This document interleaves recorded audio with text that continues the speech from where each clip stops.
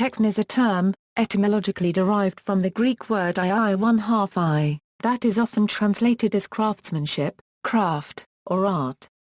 Description: Techne is a term in philosophy which resembles episteme in the implication of knowledge of principles, although techne differs in that its intent is making or doing as opposed to disinterested understanding.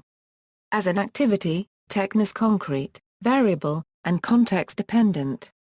As one observer has argued, Techne was not concerned with the necessity and eternal a priori truths of the cosmos, nor with the a posteriori contingencies and exigencies of ethics and politics. Moreover, this was a kind of knowledge associated with people who were bound to necessity. That is, Techne was chiefly operative in the domestic sphere, in farming and slavery, and not in the free realm of the Greek polis. Aristotle saw it as representative of the imperfection of human imitation of nature. For the ancient Greeks, it signified all the mechanic arts, including medicine and music. The English aphorism, "Gentlemen don't unregistered trademark work with their hands," is said to have originated in ancient Greece in relation to their cynical view on the arts.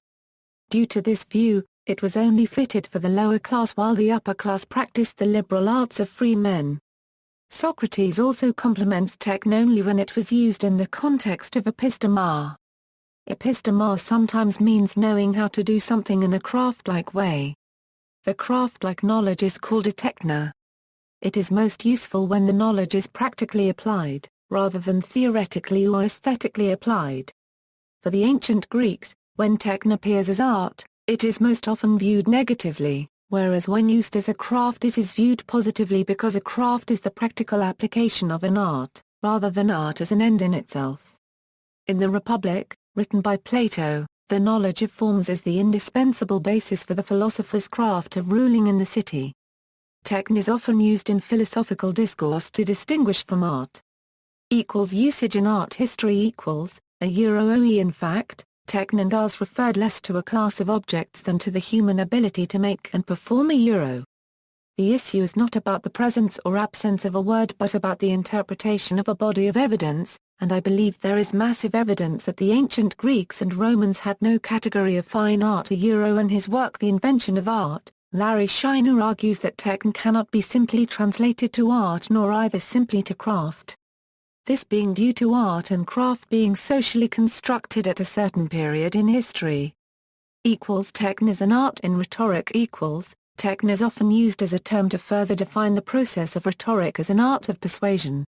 In his writing toward a sophistic definition of rhetoric scholar Dr. John Poulakos explains how the sophists believed rhetoric to be an art that aimed for tipes, or aesthetic pleasure, while maintaining a medium of logos.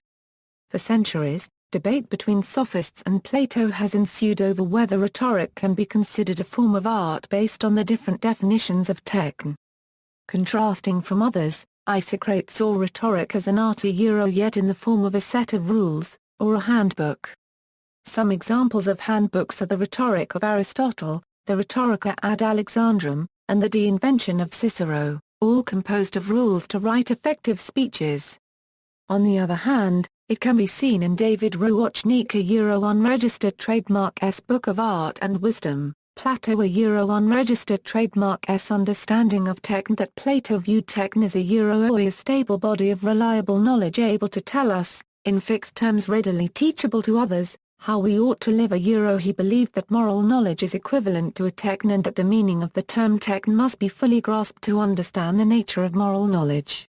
In Gorgias, Plato wrote that rhetoric is not techne but a habit of a bold and ready wit. Plato continued saying rhetoric is not an art but an experience because it fails to explain the nature of its own application. He compared it to cookery and medicine, saying cookery pretends to know what is best for the body because it is pleasurable while medicine knows what is for the best of the health of the human body.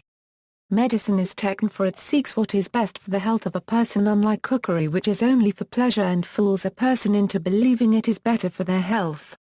Richard Parry writes Aristotle believed techne aims for good and forms an end, which could be the activity itself or a product formed from the activity. Aristotle used health as an example of an end that is produced from the techne of medicine. To make a distinction between techne and derived, he said the value of techne is the end product while derived values choosing the action that promotes the best moral good. Equals communication. As techne is also a part of communication, and affects how human cultures interact.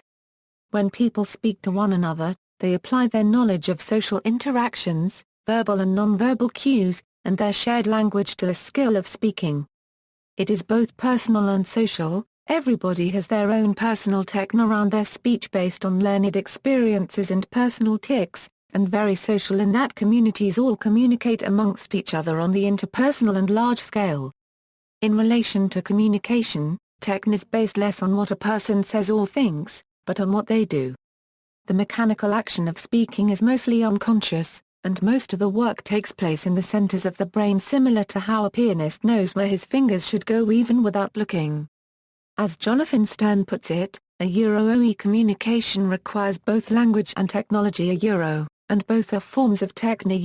In relation to technology, the use of a cell phone or any other communicative device requires both an understanding of how the phone works and how social interactions are supposed to be handled on the telephone, but also requires that a person actively does it.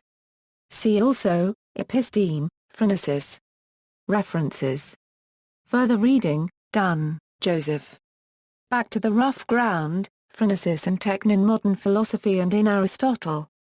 Notre Dame, Indiana, University of Notre Dame Press, 1997.